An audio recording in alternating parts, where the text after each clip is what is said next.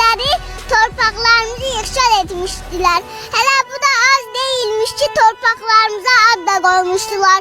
Berdizo yok Laçın, Şuşi yok Şuşa, Karbazar yok Kəlbəcər, İrəvanyan yok Xocalı, Matuni yok Xocavənd, Akna yok Ağdam, Jarakan yok Cəbrayıl, Varanda yok Fuzuli, Samasar yok Qubadlı, Kofsakan yok Zəngilan, İstepanaket yok Xankəndi.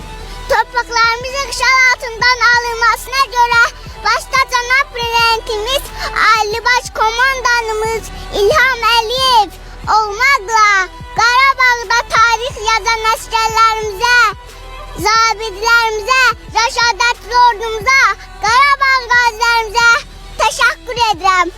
Allah rəşadətli ordumuzu qorusun. Amin. Allah Qarabağ qazilərimizə şəfa versin. Amin. Allah şəhidlərimizə rəhmət eləsin. Amin. Şəhidlərimizin ruhu qarşısında baş əyirəm. Şəhid anaların əllərindən öpürəm.